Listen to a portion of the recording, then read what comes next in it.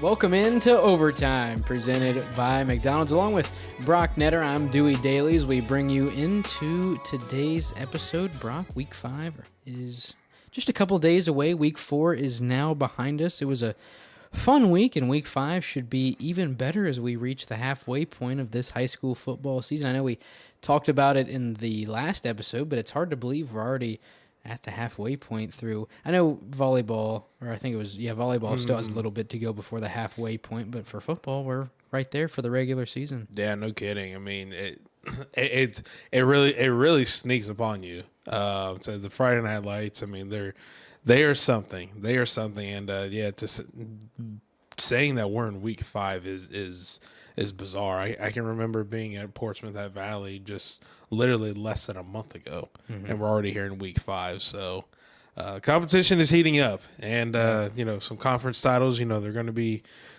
won here in the next few weeks. So looking forward to it. Yep. So format same as always. I think it'll be the last episode that we have Bruce via the whatever he's recording on his phone or laptop from Houston. We should via have Nokia him back. 4000 from Houston, right. Texas. Most durable phone of all time.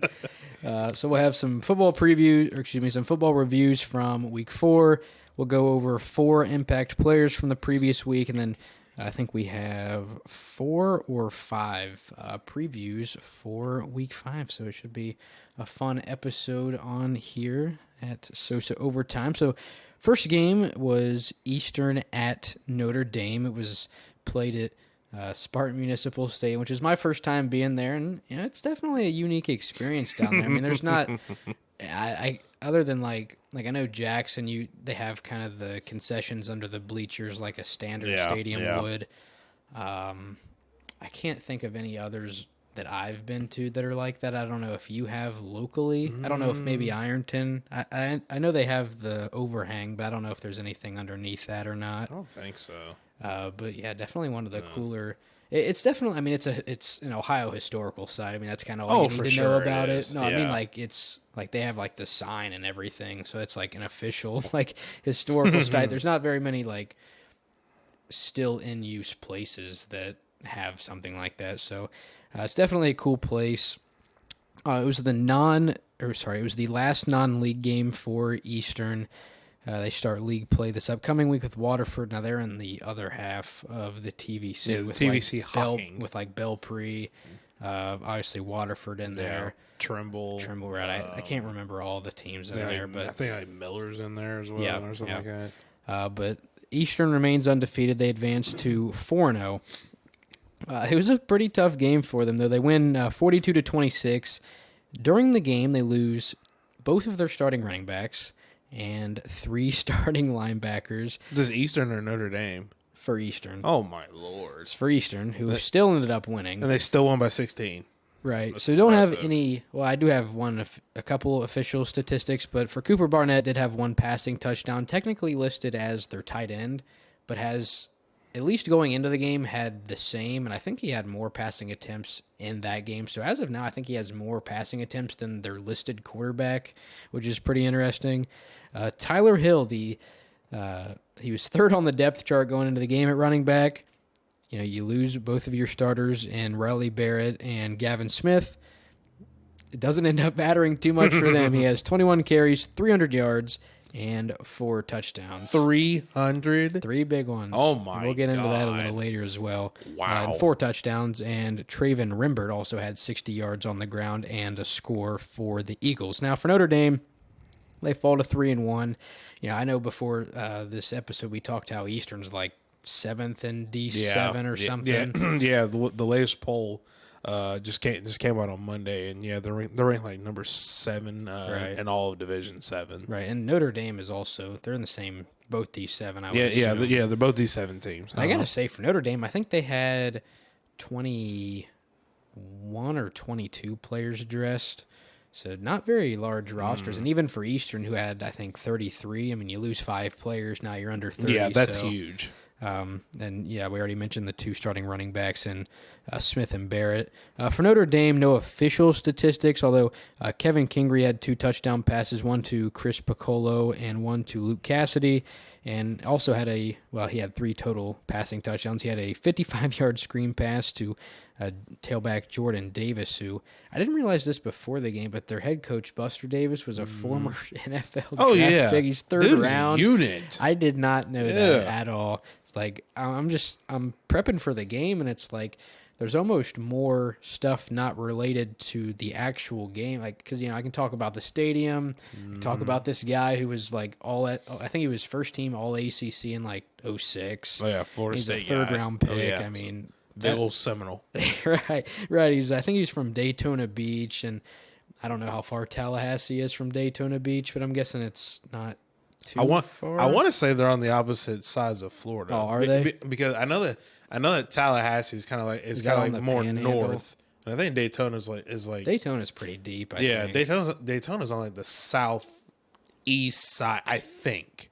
I believe so. But yeah, Tallahassee's kind of is like northern Florida. So Notre Dame still one more game before they open up league play. How in the world did he end up in Ohio? I was talking to my dad. I'm like, man, I have no idea how this. And what's interesting is I was talking to Matt Payton, who I know he's their IT guy. I'm not sure what else he does at Notre Dame. Shout out Matt Payton, great dude. He hooked us up. He helped tremendously in getting us down there.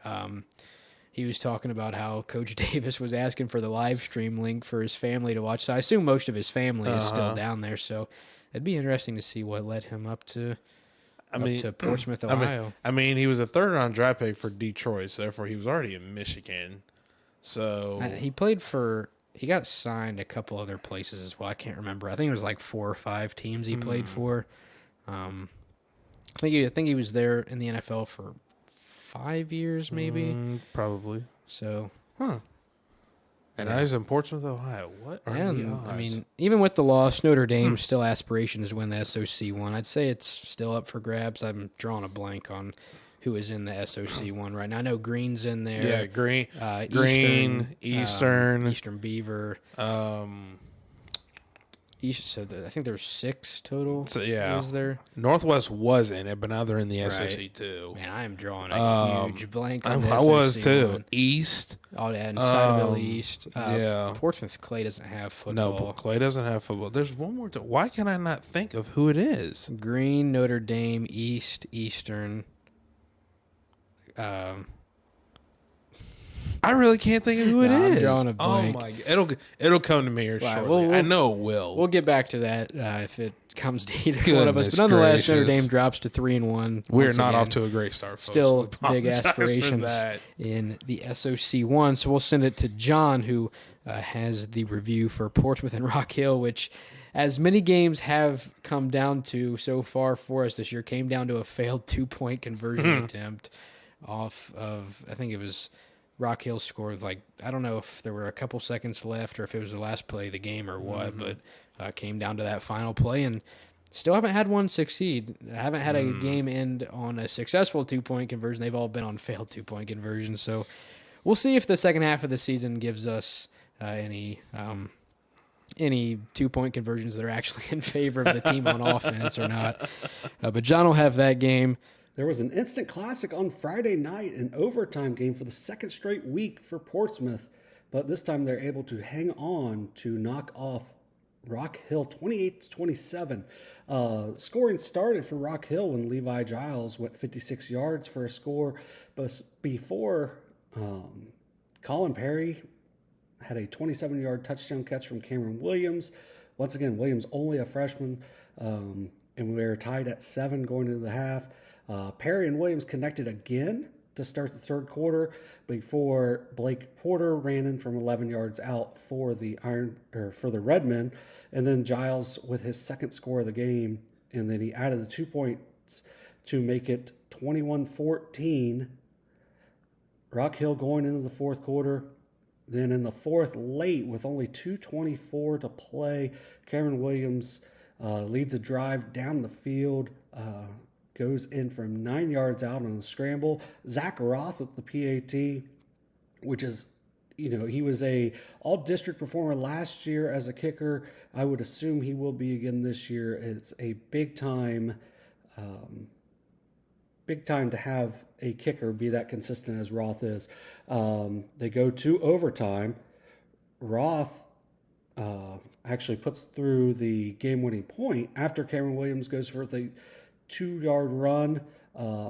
Rock Hill's Anthony Stamper scored from 3 yards out on their possession in overtime, but they went for 2. A pass, if you've seen the highlight, it was just deflected away at the last instant, and the Trojans moved to 2-2 with the win. Rock Hill drops to 2-2. Really good game between these two schools. Kind of a difference in ways they attacked, as Portsmouth wasn't really able to get the ball moving on the ground. Only 91 yards rushing as a team, but Cameron Williams had 101 of that 91 yards. So they were playing without Chase Highland. Couldn't really get going on the ground. But instead, they did it through the air, as Cameron Williams was 15-19 for 169 yards and 2 scores, where Rock Hill was only 2 of 5 throwing the ball on the day. But they had 204 yards on the ground, led by Levi Giles, 131 yards rushing and a couple scores. Just a really good matchup between these two teams. Colin Perry had the 2 touchdown scores through the air. Landon Malone had nearly 100 yards receiving for Portsmouth as well. So a big-time win for the Trojans as they go into Week 5 at 2-2. Once again, a very young team playing a freshman quarterback. They were down a lot of guys. It's a really good win for the Trojans. 28-27 over Rock Hill. And then back to us, we have Jackson and Western Brown. I think the final was like 56-48. Yeah. I mean, you definitely wanted the overs. They scored over 100 points. I don't think I've ever seen a line that was over 100 points. So they definitely went over the over-under line. But Brock, I know you were in attendance, so if you want to tell us a little bit about that showdown between the Ironmen and the Broncos in Week 4. You know, it's always been high scoring every time that they play. I think their lowest scoring game was 2 years ago in the playoffs, where it was 33-28. So, it's always been fireworks every single time they play. Western Brown, they are elite at passing. Jackson is elite at running, and obviously, you know, both teams, they have their they have their doldrums about stopping, you know, the other team's strength. So I think both teams have that mutual understanding that, okay, it's going to come down to just who has the ball last, and I mean, that's exactly what it was. Jackson got out 14-0, and here I'm thinking, I'm like, okay, they're 14-0. It's probably gonna, you know, progress this way. Western Brown, they'll get a couple scores, okay, and then all of a sudden the pick six happens, and then another touchdown, and before I knew it, it was 35-28 at halftime. Western Brown. No, Jackson was up. Yeah, Jackson was still up. No, correct. It was 35-21 at halftime. Okay. Western Brown came out and scored, and I'm like, okay, here we go. Let this track meet pace begin, and that's exactly what it was. Just neither team's defense was stopping, you know, the other team's offensive strength. It literally just came down to who had the ball last, and Jackson had the ball last with a 1 possession lead, and Cade Wolford he got a quarterback run for a first down, and that you know mellowed the clock in the end. Was it? I can't remember if it was a Sunday night or a Monday night game a couple years ago. Actually, I think it was a little longer than that because Goff was still in Los Angeles. Oh, the Rams, 54 the Rams Chiefs game or something. Yeah, it was like ridiculous. 20. Yeah, it was like 2020. It might have been 2020. It might have been. It was before. It was a little. I think it was before that. It was a long. I mean, it wasn't too far before, but yeah. That's essentially what it was. That's essentially just going back and forth, and the whole time in my mind, I'm thinking, how in the world am I going to write this story? Right, like, there's 104 points scored. It's got to be one of the longest stories I've ever written. I didn't bother looking at the word count because I'm like, you know what, I have to go scoring summary on this because I can't put any like extra pizzazz on this. I mean, I guess I could have because one team had a player score 5 touchdowns. The other team had a player who had a rushing touchdown, receiving touchdown, passing touchdown as well. Actually, I think he had 2 receiving touchdowns. So yeah, one player had 5, one player had 4. I'm like, that might just be the route I have to go, but who knows? But in the moment when you're just thinking about it, you're just writing as you're going, and that's all I'm doing. Right. Every score, my thumbs are just working on this Google Doc on my phone, and I mean Twitter also. Right. And they're just going, and third quarter comes. I'm already exhausted, and I'm not doing anything but standing and just watching them go back and forth. Yeah. It was an unbelievable game. A track meet type of pace. I will say I don't think Jackson will be giving up 40 plus points anytime soon again. That was actually the most points they've given up in a game since 2013. Oh, really? Yeah, in 2013 they gave up 49 back-to-back weeks. Now it was Wheelersburg and it was Joe Burrow. So okay. so you kind of understand a little bit. And I think it's one more non-league for Jackson. They start league play in week 6. Yeah. So we'll see how they fare in the FAC when we get to there. So we'll talk now. We'll send it back to John for Adena and Zane Trace. That game came nearly down to the wire. I think that was a lot closer than a lot of people expected. My next review is going to be a game that I had told our Derek Webb that it might hit the over on the over-under in the first half, and it lived up to the hype as Zane Trace beat Adena in Kinnikinnick 49-39. A wild game, maybe made even more wild by the fact that Zane Trace is playing without Carter Langley, their senior quarterback who was banged up for the week, and sophomore Gunnar McCullough stepped in, did a nice job of leading the offense as they score 49 points.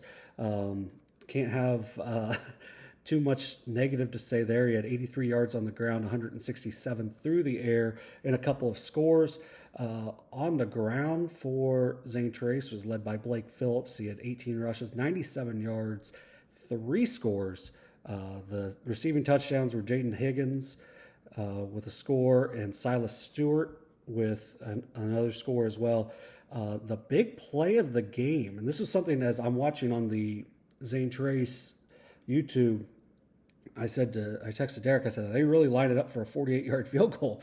And he said, yeah, they were. And so Adena had lined up, and around end, I can't say for sure who it was, for Zane Trace came through, blocked the field goal, and then freshman Bryce Johnson picked it up and ran the other way, I believe 57 yards for the score. And at that point, it was 67 yards.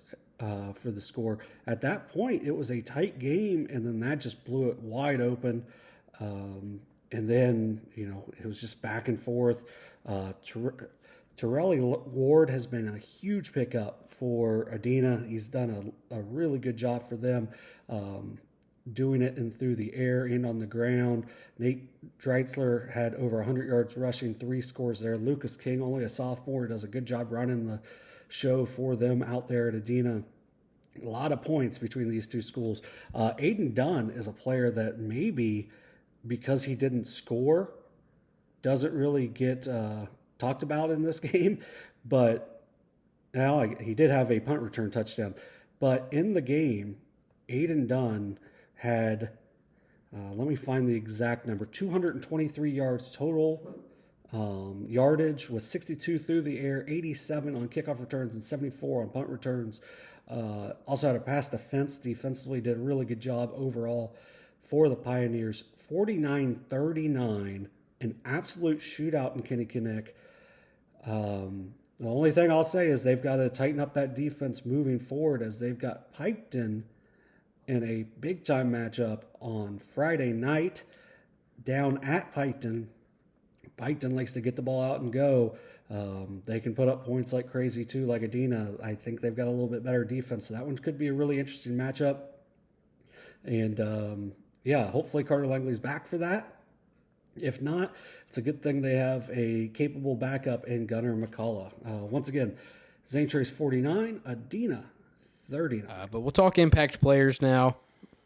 The first 2 we've actually already talked about a little bit. First one, Tyler Hill for the Eastern Eagles, comes in as third on the depth chart for the Eagles in terms of running backs. You lose Riley Barrett and Gavin Smith really early on. I don't even think Gavin Smith tallied a carry. I know Riley Barrett had maybe one or two. But Hill, 21 carries, 300 yards, 4 touchdowns, helps the Eagles advance to 4-0. I mean, I don't think you could ask for much more from somebody who's third on the depth chart for running backs. Other than, I mean, I don't know what else he could have done. That's insane. And he had one really it was probably like a 55-yard diving catch too. Like he had an outstanding game. What does that say about your first two running backs? That the guy who got 300 yards was the third guy, was the third option at one position. Well, and I mean, just based on that game alone, it wouldn't surprise me in terms of like not target share, but like carry share. Like he's much more involved going forward. I mean, you can't be much more efficient than that. Kid went full Cardell Jones. Respect it. Right.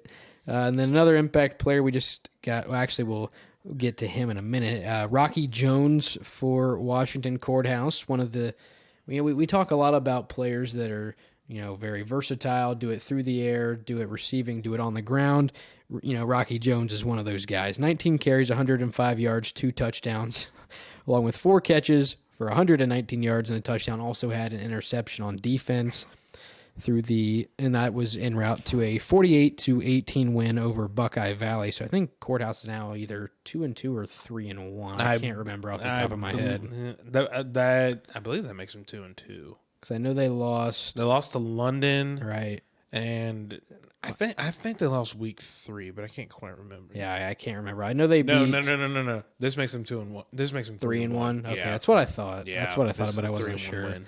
But through the first, through the first 4 weeks of the season, Jones is first in rushing on the team and second in receiving on the team. Gracious. So I don't know how much more versatile it gets than that. So he's definitely been a big impact player, not only last week, but throughout the season for the Blue Lions. And that's not really anything I would expect to change here in the coming weeks. As next week they have, I should say this week, they're at home against Monroe, but week 7, a big matchup against Jackson. So we'll see how he does in that one. And speaking of Jackson, Brock, we talked about him last week. I usually don't like talking about the same player twice in 2 weeks, but I feel like I could not ignore what he did against Western Brown. That's fair. So in terms of I know we mentioned he had 5 touchdowns, but do you remember how many total yards through on the ground and through the air?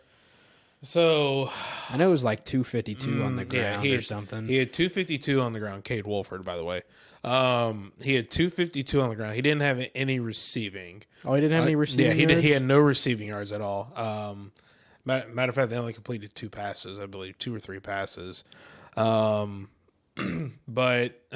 he I think in total he had 434 all-purpose yards. Yeah, because he handled their punt return and kick return duties, and quite frankly, I still don't know how he got this kick return off because they lined up in an onside kick formation, and Western Brown just went deep. But they got it to the perfect spot where the ball just kept bouncing and more players just kept coming at it. So he just scoops it up. I'm pretty sure there's 4 players about to get him, and he just makes a bunch of moves. And somehow through the scrum, you just see this little 5'10" muscle bound number 8 just running up the sideline. And I remember I remember he caught it. I looked at my phone real quick because I saw all the players going, and I look back up and I'm like, wait, he's still yeah. What just I missed the scrum. I missed it. I saw it on a replay, but I missed it with my own 2 eyes. I was like, I don't know how he does what he does. I just don't. But it was an unbelievable performance, and we said the same thing last week. Right. That was him coming off the flu. He was a little bit healthier this week, and then went for 434 all-purpose yards and 5 touchdowns. Ridiculous. Yeah, it's getting to the point where he's more or less just going to become a weekly staple on the impact players list, and we just kind of talk about him every week. It's hard to ignore when you have somebody that does that on a weekly basis. For sure. Then a couple more, actually only one more player for us. Elijah Wilburn of the South Point Pointers had 11 carries for 110 yards and 3 touchdowns in the win over Colegrove. That was 33-20 in terms of the OVC. That was actually 2 unbeaten teams in league play, so a big win for South Point, and Wilburn a big reason for that. So no doubt. South Point. Their football team has they've gone through their share of downs, but them being 3-1 right now, knocking off Colgrove, giving the Hornets their first loss of the season. I still don't believe any team is going to beat Ironton in league play. But these teams do deserve a lot of credit. South Point being 3-1 right now, that's a huge win for their program. Good things happening all the way down there for sure. And not only South Point, but shout out to like most of the teams in the OVC for uploading your stats every week. That's very true. So much easier to do stuff like this. Like it's hard to like zone in on one player when there's no stats to back it up. And sometimes you're able to like dive through local newspapers and stuff, or like even like reading. Like I've pulled stats off of stuff we've done. Yeah. And that makes it possible, but sometimes there's just it's just a wasteland and there's nothing. So thank you to South Point for making your stuff readily available for us here. Much appreciated. On Overtime. Now some game previews for the upcoming week. We'll start with John down in Houston. He'll talk about Logan and Chillicothe. Week 5 previews, starting off with 1-3 Logan at 0-4 Chillicothe. Something's got to give in this old school SEOAL throwback game. This might be the quickest game of the week, as both teams are going to run, and then run some more. Logan coming off of their first win of the season, a nice win over Warren. Another SEO AL opponent. I believe one that was there to the bitter end with them in Jackson. And, it's a good non-conference matchup for these two. Chillicothe's non-conference has just been a complete gauntlet. The 4 teams they've played so far are 15-0, and the only game that's been close for those teams is St. Charles against Chillicothe in week 1. London is it's ridiculous. Westerville North might have their best team in years. And then, it's a Harvest Prep. Harvest Prep's closest game was a 22-point win over Bloom Carroll, who's the defending state runner-up in Division III. So Chillicothe, really tough start to their schedule. It does ease up a little bit as they go into league play. It's still going to be a tight game. This game is never is kind of what you would think it was going to be. They play each other really tight. I think Chillicothe is going to take this game. It's just, I feel like the teams that they've seen so far are going to have them very prepared for this matchup. It's going to be a tough game. Should be a big crowd at Herdenstein Field or Obadiah Harris Family Complex, the Bobo track, I don't even know what the paper mill's called anymore, paper mill starting lane. So I think this is going to be a tight matchup under the lights there at Herdenstein Field. I'm going to take Chillicothe. I think it's going to be a tight game. Going to be a big one because they need to get a win before they get into FAC play, just to get some confidence going before they get rolling in league play. But for us here, we'll start off with Minford at Northwest. This will be the league opening matchup for Minford, as their game last week against Oak Hill was canceled, and we actually talked about how we're not even really sure if Oak Hill will play the remainder of their season. For Northwest, this will be their second league game, although last week actually a 36-6 win over Federal Hocking. So they had a lot of the SOC teams don't play like their league schedule straight. Like I know we mentioned how Waverly's Week 10 game is at Mount Heathy is how you pronounce it. Mount Healthy is Mount Healthy. It's one of the two. I can't remember if there's an L in there or not, but they play like 7 straight league games or whatever it is, 6 straight league games, and then their last game of the year is non-league. And like for Northwest here, their Week 4 game their Week 3 game was a league game, and then their Week 4 game was not. So just kind of an interesting order or sequence there for the Mohawks. But for Minford, they're 2-1. Peyton Caudill, a sophomore, and Brock, you're going to help me out here. On the season, 27 of 41, for 312 yards, 3 touchdowns, 2 interceptions, and that's through 3 games since they didn't have a Week 4 game. Through the first 2 games of the season, he had 71 passing yards and 1 touchdown. So just in that game against Wilston in Week 3 alone, what was it, 242 and 2 touchdowns? He went 17. He went 17 for 26, 241 and 2 touchdowns as well. So he more or less tripled his stats in just 1 week's time. So he had a good day at the office. Right, and I think that'll be something interesting to see if it develops over the course of the season. Even though we're right around the halfway point, but like a big game versus West and Week 6. So, we'll see if, Cottle's able to do it through the air, and even this week against Northwest. So we'll see kind of how they do. And on the ground for Minford, Jeff Pika's kind of been the mainstay for them the last couple of seasons. On the year, 61 attempts for 489 yards, has 4 touchdowns on the ground, and then also has a receiving touchdown that he picked up not last week, but in their last game against Wellston. And then through the air, you can expect to see guys like Mason Book, Bryson McQuaid, and Troy Rhodes. All of them have been pretty involved in the limited, although most recently pretty strong passing game of Minford. Now for Northwest, quarterback Jake Brown, he's averaging almost 100 passing yards a game, and the McLean game that we saw them in Week 2, I think he had like 17 passing yards. So, definitely a quality quarterback. He's able to throw it. It helps when you have somebody like Connor Lentz to throw to every play. And then, you also have Colton Campbell on the ground as well. He's a great power back for the Mohawks. Really, I think these teams, and I thought the same thing about them and McLean. Just on paper, I think these two teams are pretty evenly matched. It's at Northwest. It's going to be on turf, which I might add, Northwest, pretty nice complex. Oh, yeah. It's a beautiful That was the complex. first time I had ever been. They have a really nice gym, too, and their baseball field is really well put together. I mean, they have a pretty nice athletic complex out there in McDermott. But for this game, should be pretty competitive. And it'll be an early SOC2 league test for both of these teams headed into the halfway point of the season. Now, John will take Portsmouth at Gallia for a Week 5 OVC league matchup. Final preview for the week for me. A team I've been high on all season. The Blue Devils of Gallia Academy.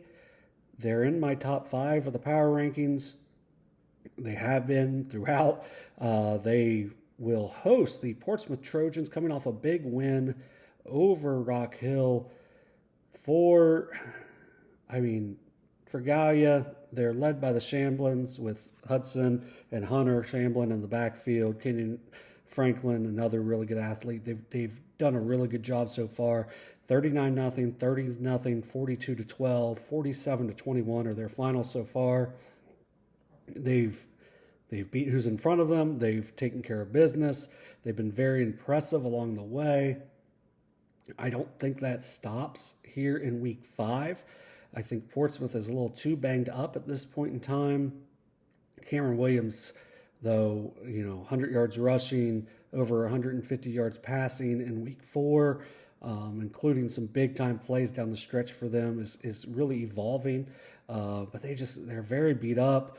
I think they are a team that will continue to get better throughout the season. It's just going to be really tough to go on the road to Gallia Academy, as Gallia Academy is starting to really find their footing. Now, I will say after the 2 shutouts to start the season, they've given up 12 and 21 the last 2 weeks. Still scoring over 40 in those games, but they have been a little more susceptible the last couple of weeks. Chesapeake really played them tight for a while in that matchup. And, it's a team that, I think has a chance to really make some noise in division or in Region 15. Portsmouth will be trying to do what they can to get points, get in the playoffs. They've had a tough schedule. They took care of business in Week 1 against Valley. West, a very good team. They lost by score 31-14, lost in overtime to Greenup County, who's 3-1, and they beat Rock Hill in overtime. So 2 overtime games so far for them. I do think the Blue Devils are going to run away with this one, though. I'll take them by 2 or more scores. But I do think this game next year could be an instant classic, as it's a Portsmouth program that will just continue to get better and better throughout the season. And then we will wrap up the previews talking about Zane Trace and Piketon and West at Waverly. We'll start with Zane Trace at Piketon. Both teams coming in undefeated after week 4 in the SVC. Zane Trace 2-2 overall with losses to a really good Logan Elm team and a Waverly team that has really come together after dropping their week 1 game. For Piketon, and I've talked about it a little bit, 4-0 overall. However, the 4 teams they've beaten are 0-16.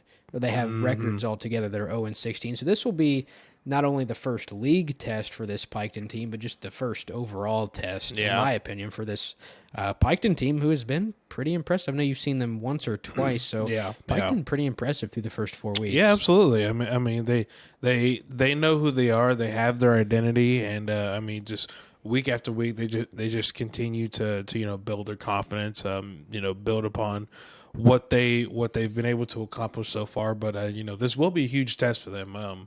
Even if Zane Trace comes into this game banged up, the one thing about Zane Trace is they're going to be physical. Mm-hmm. They're going to be very physical. They're going to run between the tackles. They're going to run through tackles. So the Red Streaks definitely have they're going to have their work cut out for them. But I do want to put one caveat in there. Man. Back in week 2, it was week 2. Early. Yeah, it was going into week 3 when I put my power rankings out, and I put Piketon at number 9. Was it 9 or 10? It was number 9. I put him at 9, and Dewey texted me. I'm not going to say what the text was, but it was something to the effect of, "Are you sure about that?" And I said, "Yes, I'm sure. I know what I'm seeing right now. I like what I'm seeing. They're putting a good product on the field. They're winning. I mean, everything is going good for them." And Dewey proceeded to say, "If they beat Zane Trace in week 5, you can give me whatever costume and I'll wear it on overtime." So there's quite a bit riding on this from Dewey's perspective. Yeah. Because if the Red Streaks indeed do beat the Pioneers, I don't know what costume I'm going to get him, but it is going to be fantastic, and he will wear it on overtime. So I am unbiasedly not rooting for anyone. All I'm saying is, if a costume happens, I will not be disappointed by it. That's all I'm going to say. We'll just say if Zane Trace wins, we'll have a photo op with you in like a Nick Chubb jersey or something. I'll take that bet. I think that's pretty even. That's fair. I will take that. For Zane Trace, last week against Adena, and I'm sure Bruce probably mentioned it in the clip from the game preview from those 2 teams, or the game review from those 2 teams. Carter Langley didn't play. I think he just sat out. I think he's having, I don't know if it's shoulder issues or something, just uncomfortable. So they figured they'd set him out a week. You still have Blake Phillips on the ground, Aiden Dunn through the air. The Zane Trace team is very capable. Their non-league schedule, they really upped it this year. Is really tough. So I think the SVC, and throw Paint Valley in there too. I think this SVC league schedule is going to get really interesting here in the second half of the season. Oh, for sure. Should be a fun game down in Piketon on Friday. I know, obviously Luke Goyen, the brother of Levi Goyen, who, I don't know the history of Piketon, but I would say Levi Goyen is either the best or one of the best. and I don't even know, for my money, I'd career. say he's the best that's come through the school. I mean, just an unbelievable overall career, especially that season in 2021. I think they had, I know for sure, one playoff win against, I think, Coshocton, and then they dropped to Columbus Academy. Yeah, I believe so. Week 12 week 12. So,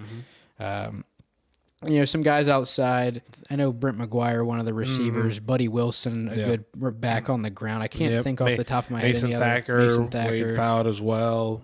He's got, Goyen has weapons. It does. I mean, this is a very capable team. Zane Brownfield on defense. I know he's one of the more renowned defensive players in the SVC and just overall in the area as well. So I'm excited to see this Piketon team this Friday. And then just the last game preview for the week, West at Waverly. Similar to the game we just talked about, this is going to be more or less the first big league test for both of these teams. For Waverly and West, they both come in 3-1 last year.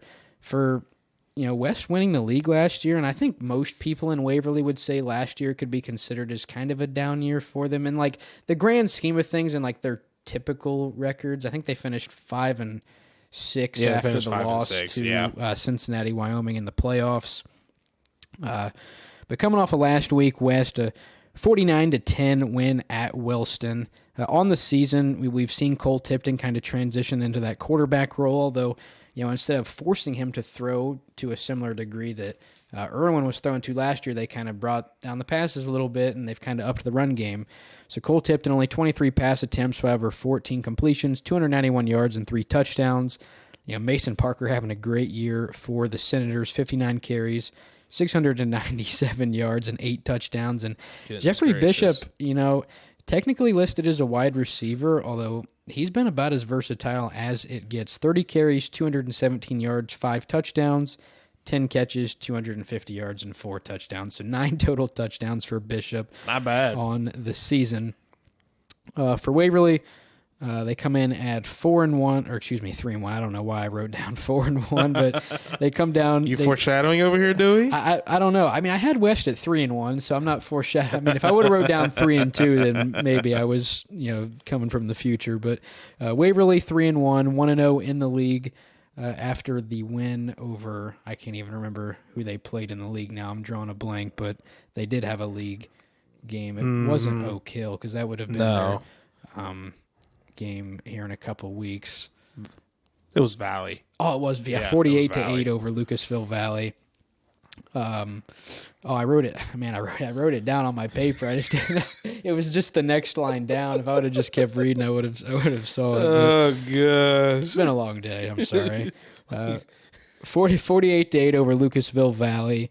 No official statistics from that team, although Matt Snodgrass does a great job getting a stat, because this will be it'll be our third and most likely last time covering Waverly in the first 5 weeks, because we had them week 1 against Miami Trace, week 3 against Untitled, and now week 5. I will say, just for the record, if this game wasn't on Saturday, we probably wouldn't be doing it. That's true. Like, I don't really count the Saturday game as like we're picking them over somebody else, because they're like the only game, unless, like, I know Notre Dame plays on Saturday sometimes, so unless like them or like I've seen Nelsonville York on Saturday a couple times too, but I don't think there are any other Saturday games this week, so I'm not really going to. Nelsonville York actually plays Thursday. Oh, they play Thursday this week. Thursday. Oh, Bexley, isn't it? Bexley, yeah. I wonder why they're playing on Thursday and why Waverly's playing on Saturday. Well, I'll tell you why Waverly's playing on Saturday. So I talked to Bo. Well, actually, I was checking their max prep schedule. I think I just wanted to see like when they played Wheelersburg, and I saw the West game was on Saturday, and like I know how like untrustworthy max preps can be, so I was like, okay, I'm not sure about this. So I texted Bo, and I was like, I'm just checking, is this game actually on Saturday? And he said, yeah, he said we couldn't find officials for Friday, and the only time they could come was Saturday. So it honestly wouldn't surprise me if the officials we have Friday at Piketon are the same ones Saturday at Waverly. Very well could be. But for Waverly, no official statistics, but you can expect to see Mason Kelly. He's had a great year so far. He started last year. He's just a year older. You're only going to get better. And he's going to play next year too. So it'll be interesting to see his career develop. And Jace Hurd, don't really need to say anything either. After a tough week 1, he's just been absolutely explosive for the Tigers the last 3 weeks. And I do want to give a shout out to Creed Smith. Like, I would say he's like probably one of the best change of pace backs in just our coverage area in general, because like when he comes into the game and takes carries, like he's extremely efficient. And like if they were the same number, I don't really know if you'd be able to tell most of the time. I mean, Hurd has like some of the best abilities I've ever seen, but like Smith does a great job when he comes into the game as well. And if you're Mason Kelly, I mean, you have so many people: Cody Swords, Mason Pollard, Mason Sparks, Lane Bear. I mean, even Tanner Nichols gets some looks as well. I mean, his weaponry is just ridiculous through the air. And, we've seen him dump it all. I've watched in the first 3 weeks I watched Waverly run 2 hook and laterals. So, I'll be watching for that Saturday. I would think most teams would have that in their game plan by now after seeing them run it twice. And, the first time it set them up for nearly a game-winning touchdown. And then, against Untitled, tied it up 14-14 halftime, one of the biggest changes of momentum in the game. Mm-hmm. So that should be a great game this Saturday, and I'm really excited to see it. And we are the plan now is to live stream that game. It'll be me and Shane Combs on the call. So should be a fun game down here in Tiger Town, our third time in 5 weeks. I'm sure we'll catch some flack for that. That's but okay. Like I said, it's a Saturday game. I'm not holding that against me. I'm sure a lot of teams actually do have the hook and ladder. They probably just don't practice it that much, or they're just never in a situation to where they can run it and it changes something. I don't know. I will say both times Waverly has ran it, it's been to opposite sides of the field, but it's been to their sideline both times. I don't know if that's like by design. If I ran a hook and ladder, I'd probably run it to my sideline too, if I'm being honest. But should be a fun game in Tiger Town this Saturday. And Brock, I think it's power rankings time, our favorite time of the year. I'm sure Bruce will send us his outstanding power rankings. Although they probably won't be too different from mine. I don't know if you have your list cooked up, but I do not. I do not have my list cooked up. You can just judge me then. Fair enough. You guys can read about mine on sosaohio.com. On Thursday, right? Yes, on Thursday. I forgot last week. I ran out of time. I did. I was slipping. I ran out of time. Well, just based on like you trying to like do it off the top of your head, it would have been pretty tough last week anyway. Because I mean, we got all the way down the list, and you're like, "Oh, I forgot about these guys. I forgot about these guys." I forgot about you. How could I do that? Okay. Sorry about that. In the one spot, we even talked about like if this happened, they wouldn't move, but like I think the final was 35-21 or 34-21. Ironton drops to Cabell Midland at Marshall. I can't move them out. I mean, it'd be hard to drop them out of the one just because, they've handled teams in our coverage area like Jackson and Wheelersburg who were 3-4.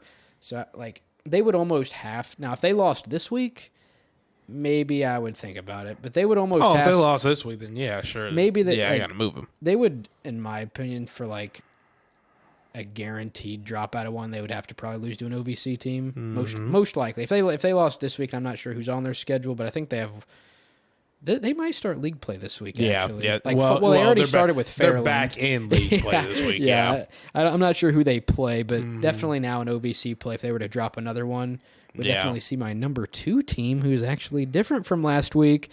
Logan Elm moves up into the 2 spot, a big win in terms of point differential over Circleville in the backyard brawl. You did say that the Braves had your attention. They do, that. And, I had them at I think I had them at 4, maybe 2 weeks ago below Jackson and Wheelersburg, and now made their way up to 2. They're I believe they're the only undefeated team in my top 10. I think they're probably the only undefeated team left in our coverage area as well. Nah, not quite. Is there still? There's probably a couple. There's still a few. There's still a few. Are there any more OV?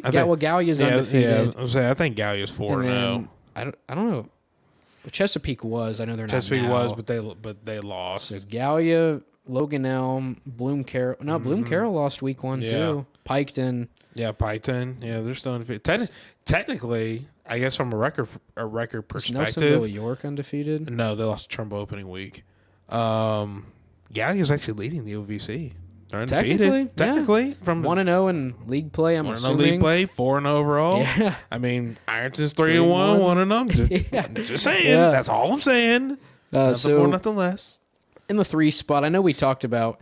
Well, first of all, I have Jackson in the 3 spot, just based on the fact that Logan Elm handled their week 4 matchup a little better. I know it was a little easier of a matchup than what Jackson had, and I think that was at Western Brown. Yeah. So you got to go on the road. I know.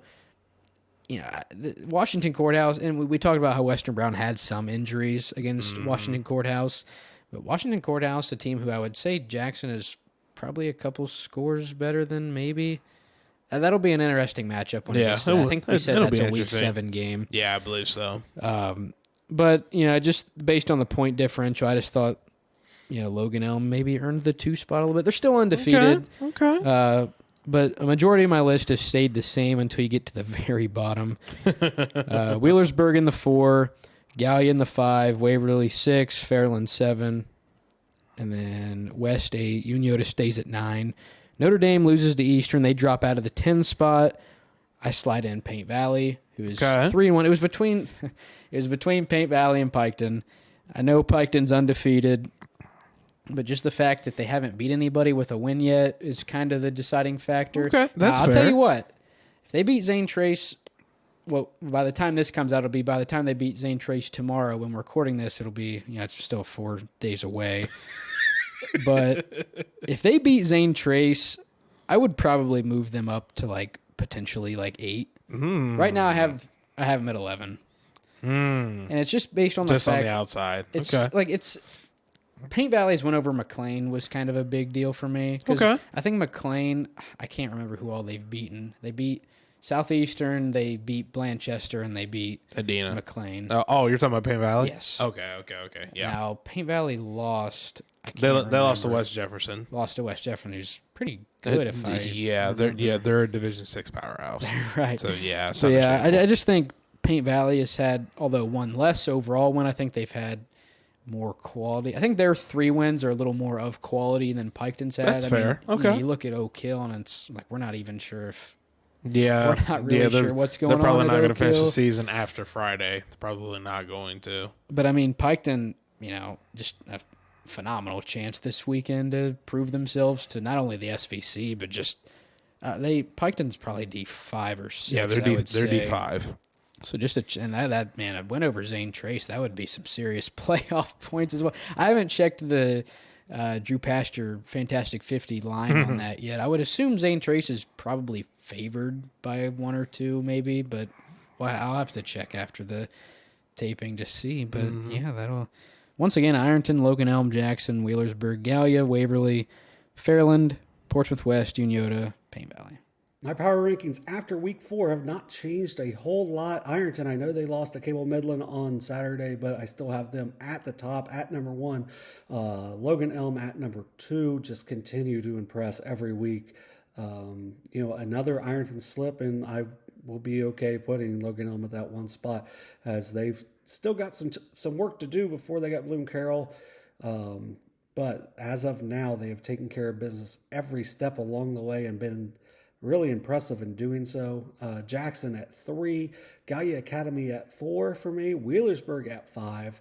I have West 6, Waverly 7, Fairland at 8, Piketon at 9, and then showing some SOC 1 love after Notre Dame's loss, I'm going to go with Eastern Pike at number 10.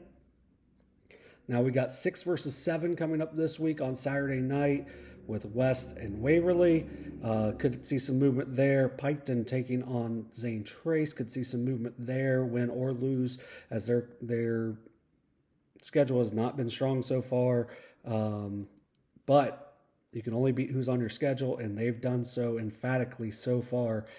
So a big game on Friday night with Piketon and Zane Trace, and then Saturday with West and Waverly. Should be a really good weekend of games. I think there may be a shakeup coming. Next week we have Gallia and Fairland playing, and then you just kind of go from there, see where the results go, and hopefully have a safe trip back. Be coming back on Wednesday night, and look forward to get back into Studio 33 or McGillicuddy Studios, whatever we're calling it these days, to kick Brock out of my seat and to take my seat back there next to you, Dewey. And so let's have a great week 5, and hopefully the Bears aren't as bad this time also in week 2. That was embarrassing. Go Bears. Okay. All right.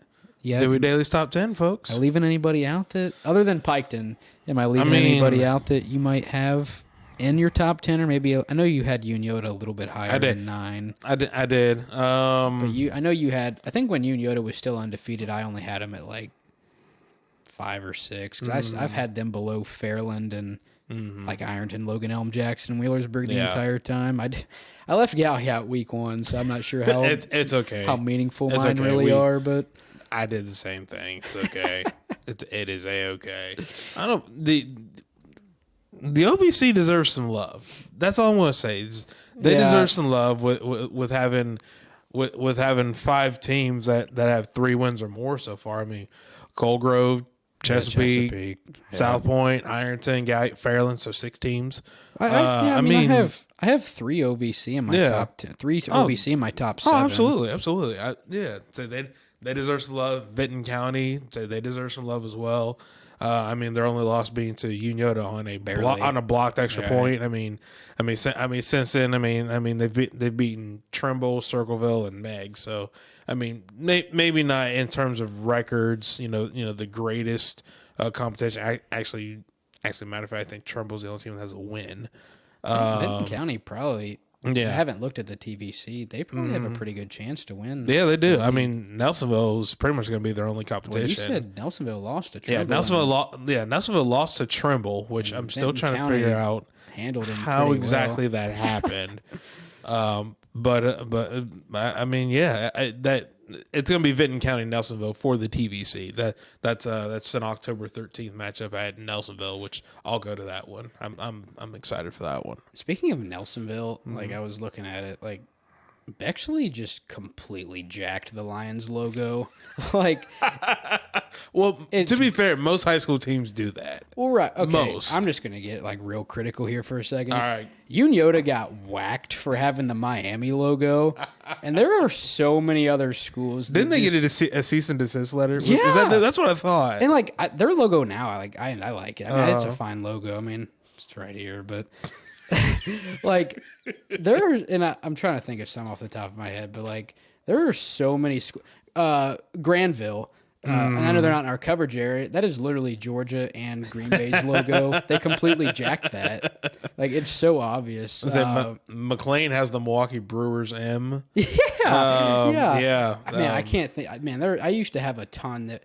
Now, on their football field, Waverly's is different, but sometimes it's literally just Clemson's logo. Oh, yeah, the tiger paw. But on their football field, it is different. I will give them that. But I'm pretty sure they have their logo on their basketball court, don't they? And I'm pretty sure that's just Clemson's logo. I can't quite remember. You'd think for as many times as I've been there, like I would know, but I can't remember.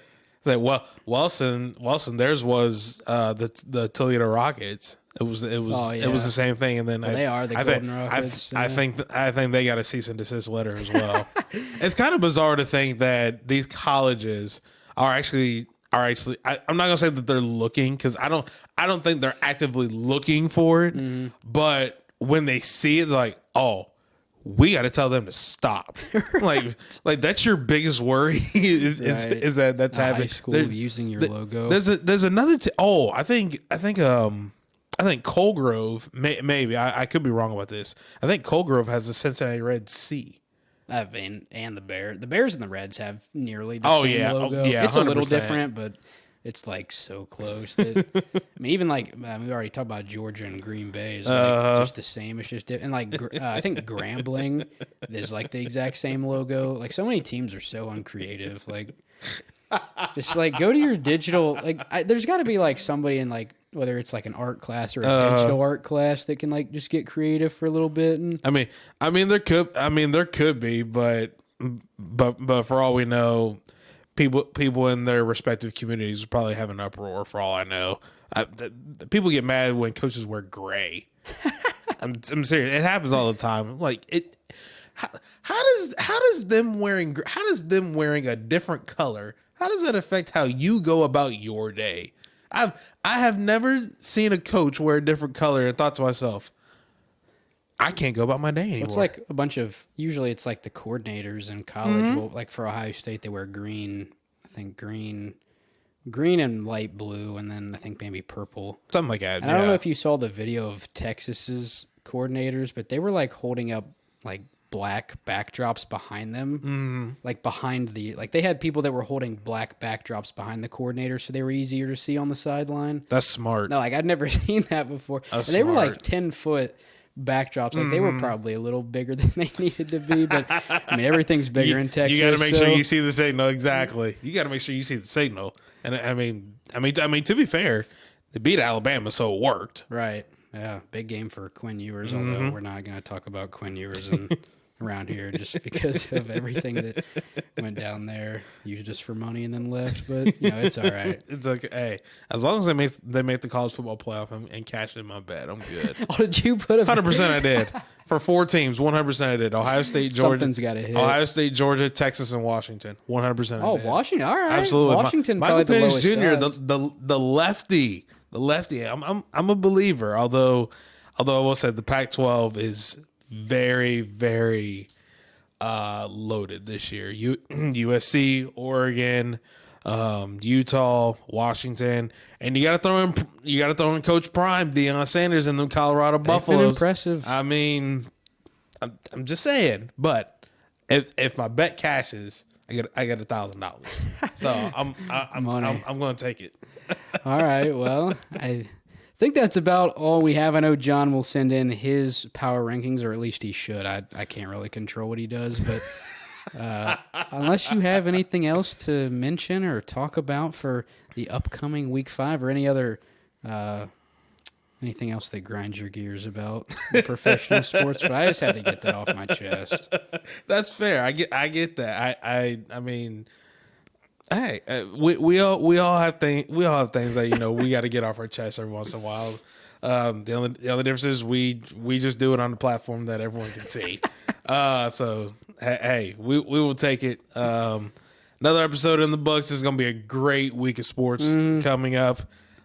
Looking forward to it. We got to get back to the sidelines for sure. Right. Though.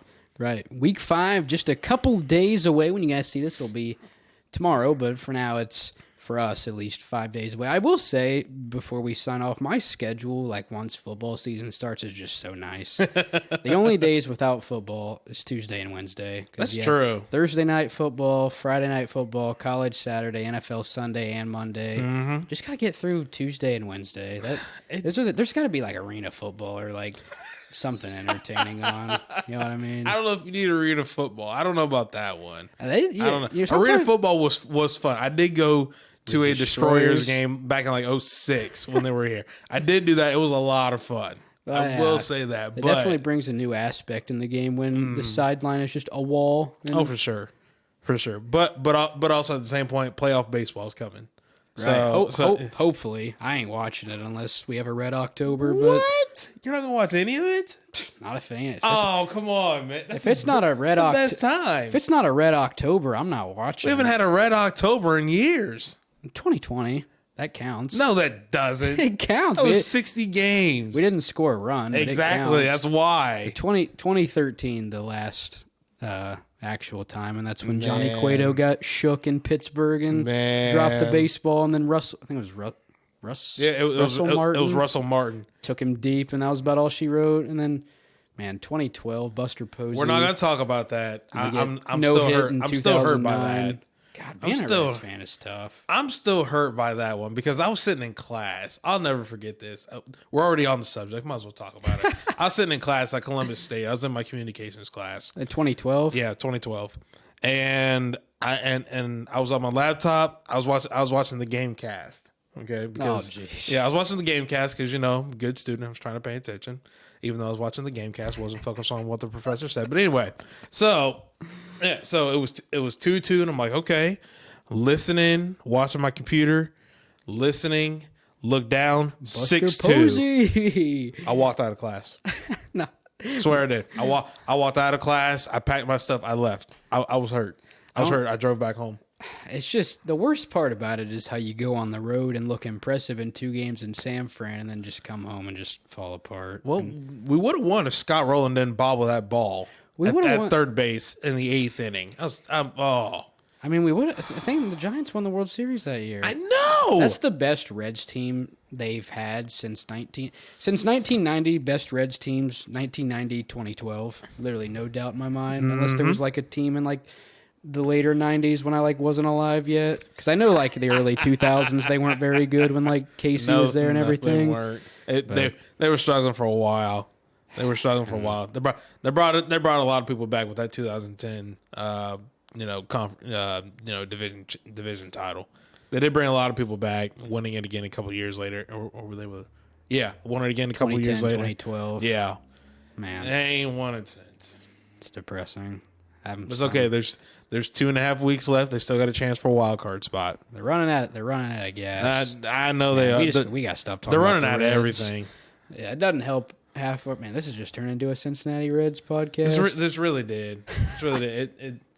You know what? There's probably a lot of viewers who feel the exact same way that we do. It's stressing me out, especially when you drop 2 out of 3 against the Cardinals, who are like 20 games below 500. I went to the Saturday game. That was disappointing. I was supposed to go to the Sunday game. I chose to watch the Bengals. I feel like that didn't end up being a great choice. Not at all. Beforehand, I would have said that's fine. But yeah, it was the opening week of football. I had to do it. Right. I'd say the total attendance for that Sunday game was probably like 5,000. I'd say not a lot of people probably went to that game. I will say this: the Reds, their last like 7 or 8 series of the season, they're all against teams below 500. Right. And that's a saving grace in a way, but we're still starting rookie pitchers. Yeah.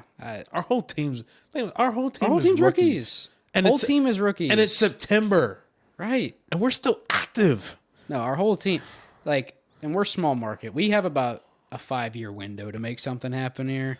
I know there are some people with the whole deadline thing. I wasn't that upset with what they did at the deadline because I wanted one pitcher. I just wanted one. Well, here's the thing. Because I didn't like Luke Weaver. Okay. I wanted one. I'm arguing about that. Although he came back a couple weeks later and we rocked him when he was on the Mariners. But still mad he struck out 5 in his Mariner debut. I've seen so many of those last look at for example, Lucas Giolotto. Mm-hmm. Dude gets traded to the Angels. They DFA'd him.